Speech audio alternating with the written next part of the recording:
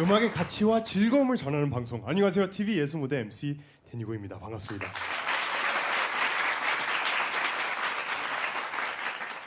TV 예술무대 MBC 골든 콘서트 버추오소. 오늘 만나볼 주인공은 MBC 스튜디오에서는 처음 인사드리는 피아니스트입니다. 현재 30대 초중반의 나이에 스타 피아니스트들이 유독 많은데요. 저는 이 별들의 세계에서 오늘 만나볼 이 분의 색채를 단번에 알 것 같습니다. 바로 평온입니다. 과장되지 않는 담백한 연주로 오히려 청춘들이 뒤돌아보게 만드는 잔향이 짙은 피아니스트인데요. 그럼 큰 박수로 모시겠습니다. 피아니스트 김태형.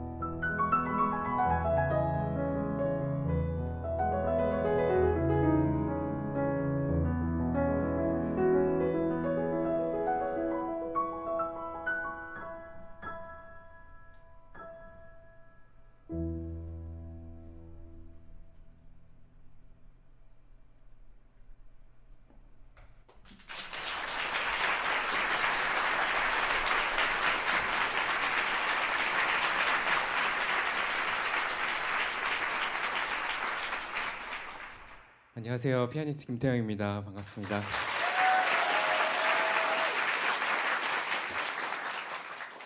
어, 사실 이 곡으로 뭔가 연주를 시작을 하고 싶었어요. 그리고 굉장히 예쁜 곡이고 그리고 여러분들께서도 굉장히 잘 아시는 곡일 거라 생각을 해서 어, 제일 처음 곡으로 넣었고요. 다음으로 이어지는 곡들도 다 드뷔시의 총 두 곡, 그러니까 총 세 곡을 다 드뷔시로 엮었는데 어떻게 보면 이렇게 조금 가까운 친밀한 분위기에서 조금 살롱 음악회 같이 하기에는 이런 프로그램들이 굉장히 적합하지 않을까라는 생각을 해서 넣어봤습니다. 다음 곡은 달빛인데 뭐 너무 잘 아셔가지고 제가 무슨 말씀을 드리면 좋을까 싶습니다. 물론 이 곡은 시에서 비롯된 곡이고요. 볼 베를란이라는 시인의 시를 읽고 영감을 받아서 드뷔시가 쓴 곡입니다. 어, 시의 일부분을 조금 말씀드리면 글쎄요, 이 곡이 조금 다르게 다가올 수도 있을 것 같아서 말씀을 드리자면 어, 처음 부분을 조금 건너뛰고 끝에 부분 말씀드리면 그 이미지가 굉장히 잘 전해지는 것 같아요. 슬프고도 아름다운 이 달빛으로 인해서 새들이 꿈을 꾸게 하고 그리고 황홀함을 내뿜는 분수에서 그 분수가 흐느낌을 만든다. 그러니까 이게 마냥 아름다운 곡보다는 조금은 애잔하면서도 잔잔한 그런 곡이라서 아마도 들으시면 뭔가 위로를 받는다는 말씀도 많이 하시는 것 같은데 이게 그래서 그런가 싶습니다. 그리고 그 다음 곡 아마빛 머리의 소녀도 너무 잘 아시는 곡이죠. 이 곡마저도 사실은 시에서 비롯된 곡인데 시를 통틀는 그런 그 아마빛 머리의 소녀의 이미지는 갈색 아마빛, 갈색에 비싼 아마빛에 굉장히 구불구불한 그리고 앵두 같은 입술을 가지고 있는 아주 예쁜 그런 소녀를 보고 쓴 곡이라고 합니다. 그래서 즐겁게 들어주셨으면 좋겠습니다. 고맙습니다.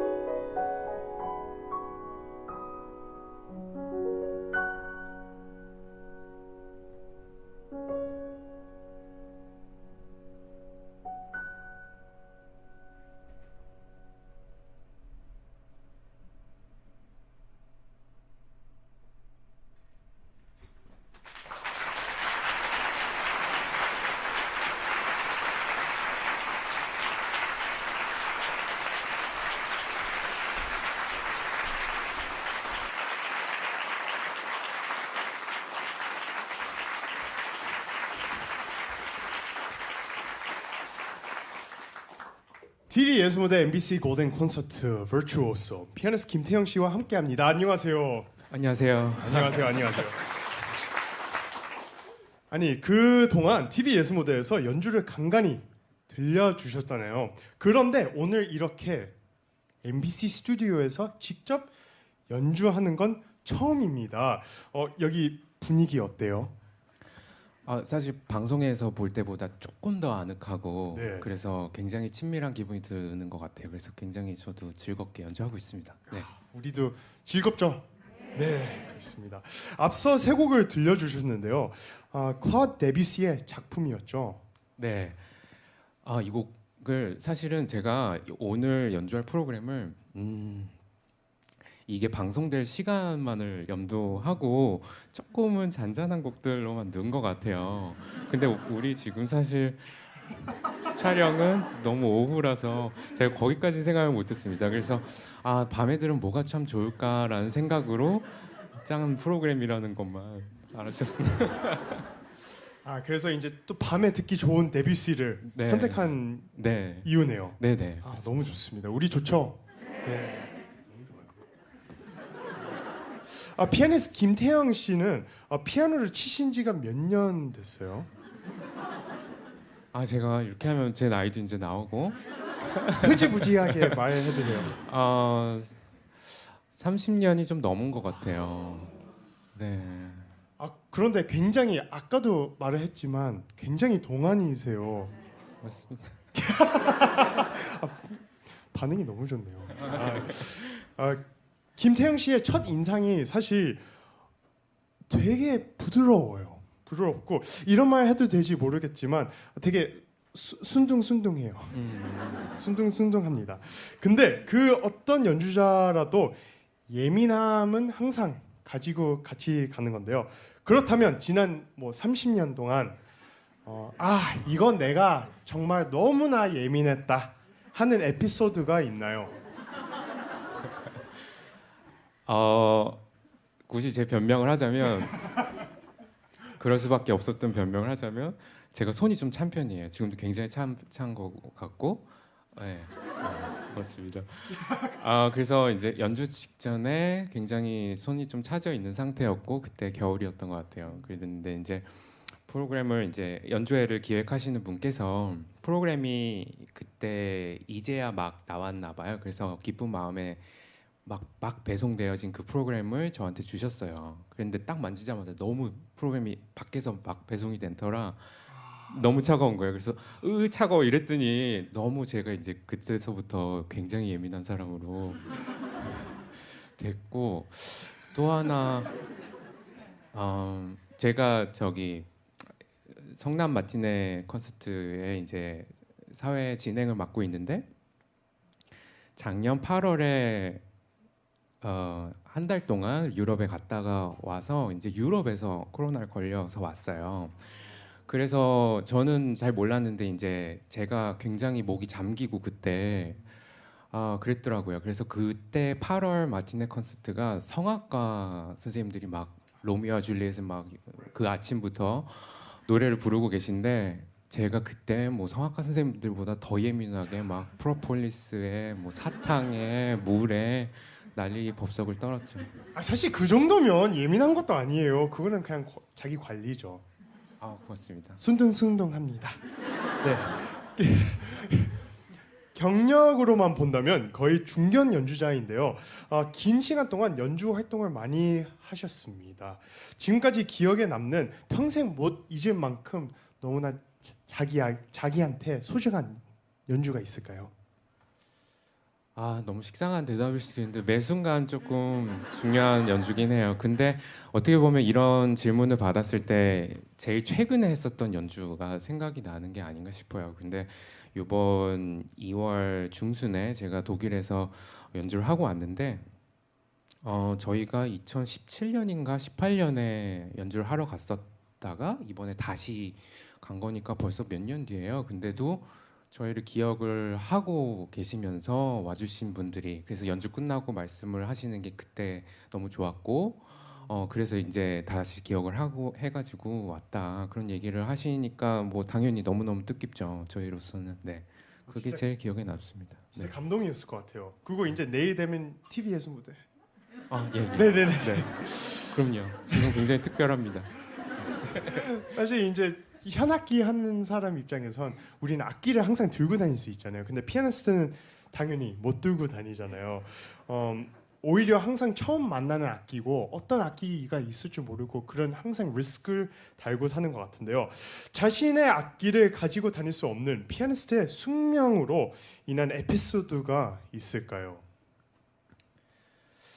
아, 저희 그러니까 피아니스트들 중에는 그래도 제가 좀 무던한 편인 것 같아요. 덜 예민한 것 같고 다 이제 각각이 가지고 있는 소리가 있고 그거에 제가 조금 타협을 하면서 맞춰가는 편인데 하나 기억나는 건 예전에 페달에서 이제 밟으니까 굉장히 삐걱삐걱 소리가 나더라고요. 근데 그럴 때는 이제 조금 오일이 필요하거든요. 그 기름을 약간 몇 방울 넣으면 되는데 우리나라 같이 이렇게 막 조율사 선생님께서 대기해 주시고 뭐 필요한 거 없냐 물어봐 주시고 이런 분위기가 외국에서 되려 안 그럴 때가 많잖아요.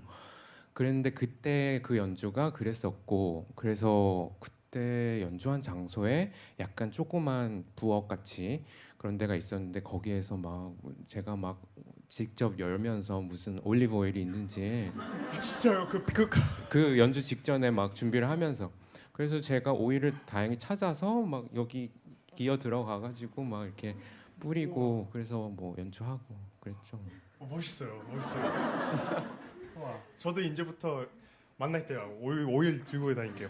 네, 사실 아시는 분들은 벌써 알겠지만 김태형 씨가 피아노과의 교수님이에요. 학생들에겐 누가 봐도 너무나 인기 많을 것 같은데요. 어때요? 인기가 아주 많을 것 같은데요. 이거 저 뭐라고 대답해야 돼요? Just say yes. 아 글쎄 저 진짜 모르겠습니다. 그냥 뭐 열심히 하고 있어요. 아유, 사실 최근에 진행자로서도 활동을 하고 있다고 들었습니다. 어떠세요? 좀 전에 말씀드렸듯이 성남 아트 센터의 마티네 시리즈의 진행을 맡고 있고요. 개인적으로 많이 접하지 못했었던 작품들, 작곡가들을 많이 접할 수 있어서 많은 연구도 되고 그리고 음악가로서 이제 청중과 연주자 사이의 이해를 조금 더 돕는 그런 역할을 하고 있는데 어떠세요? 저는 굉장히 많이 떨면서 하고 있어요. 저도 지금 계속 손을 여기 놓는 이유가 여기 있으면 보이니까. 네네네. 저도 항상 떨고 있는데 진짜로 연주자가 직접 음악에 대해서 설명하면 관객 입장에서도 훨씬 더 그 벽이 하나 사라지는 것 같아서 너무나 멋지게 잘 보고 네, 있습니다. 맞습니다. 사실 제가 오늘 이걸 알게 됐습니다. 오래 전에 초창기 때 TV 예술무대에서 진행자로서 김태형 씨의 문을 두드렸대요. 근데 그때 이제 해외가 있어서 뭐가 연락이 잘 안 되고 한국에 없어서 그랬는데 그때 아마 하셨으면 제가 없었어요. 아 무슨 말씀이세요? 아이고 무슨 말씀이세요? 해외 감사합니다. 감사합니다. 청중의 입장이 되어서 객관적으로 피아니스트 김태형의 연주를 들었을 때 어떤 작곡가가 본인에게 가장 잘 어울린다고 생각하나요? 바라건대 슈베르트였으면 좋겠고요. 그리고 요즘은 조금 더 드뷔시 쪽으로 가고 있는 것 같기도 하고 왜 그렇잖아요. 그때 처한 상황 그리고 제가 지금 뭔가 더 몰두하는 그런 부분에 조금 더 걸맞는 작곡가들이 있잖아요. 그래서 이렇게 작곡가들은 그냥 좀 자연스럽게 저한테 다가오는 것 같아요. 뭐 제가 의도를 해서 이제는 뭐 드뷔시를 파봐야지, 조금 더 뭐 슈베르트를 연구해봐야지 이것보다는 자연스러운 그런 계기가 왔을 때 조금 더 열린 마음으로 받아들이는 중인데 그러면서 이제 슈베르트에서 약간 드뷔시로 가고 있지 않나 그런 생각이 들고 있습니다. 아니 우리는 되게 행운인 게요. 오늘 딱 데뷔시랑 슈베르트 하네요. 그랬네요. 저 의도한 게 아닌데. 아 진짜요? 네네. 아 그렇구나. 감사합니다. 그러네요. 네. 네네. 이제 30대 후반이고 앞으로 20년 아니 이렇게 써 있어요. 이렇게 써 있습니다. 제가 한 게 아니에요. 네네. 이렇게 써 있습니다. 다시 갈게요. 이제 30대 후반이고 앞으로 20년, 30년을 더 연주하게 될 텐데요. 먼 훗날 어떤 피아니스트로 기억되었으면 좋겠어요. 아, 이 질문은 사실은 많이 받으실 것 같아요. 저도 많이 받아봤고, 어, 제가 뭐 예전에 첫 국제 콩쿠르를 하면서 인터뷰를 처음 해보면서부터 받은 질문인 것 같아요. 그래서 그 질문에 대한 대답조차도 계속 점차적으로 바뀌고 있는 것 같은데, 이 대답이 갈수록 조금 더 어려운 질문이 되고 있는 것 같아요. 어떻게 보면.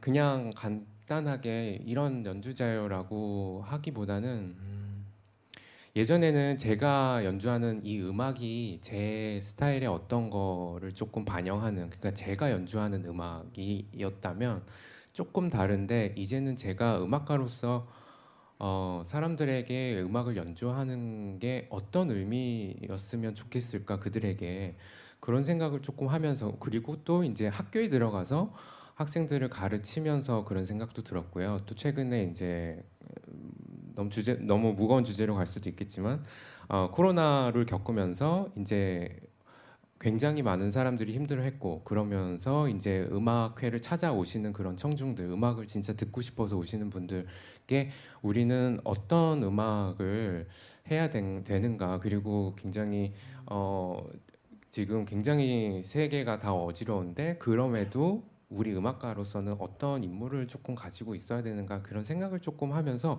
약간 너무 멀리 가기는 하는데, 대답은 글쎄요. 사실 이렇게 복잡해지면 제일 단순한 게 제일 답이라고 하잖아요. 그래서 음악 그 자체가 너무 좋은 그런 게 막 들렸으면 좋겠어요. 그래서 제 음악을 듣고서 사람들이 정말 그 음악이 주는 그 작은 세계에 정말 푹 담겨져 있다가 나오실 수 있는, 그러려면 정말 제 자체가 정말로 음악에 순수하고 음악만을 조금 바라봐야 되는 게 아닌가 싶은 생각으로 대답이 굉장히 길어졌습니다.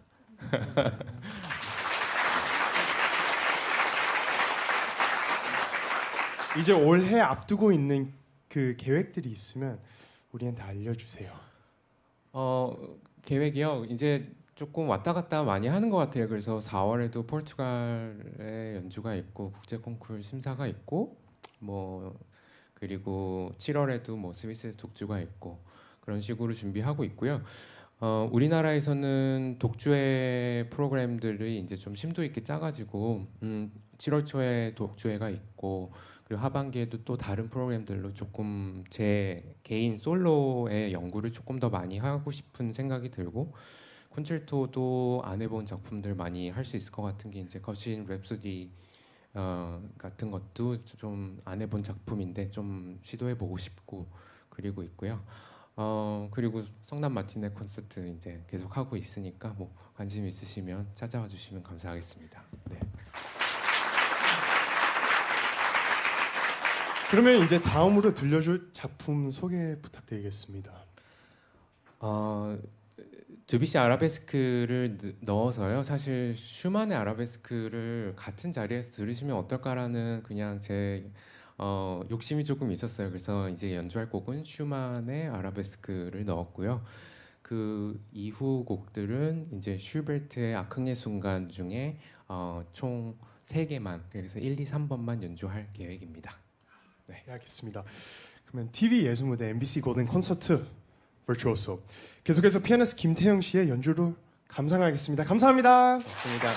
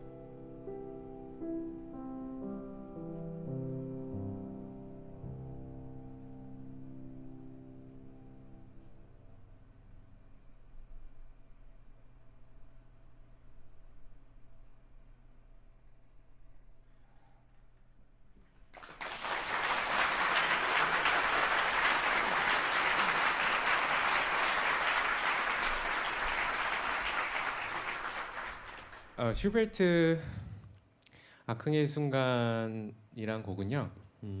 그가 죽기 4년 전에 굉장히 힘들게 생활을 했습니다. 그래서 생활고도 심했고, 그리고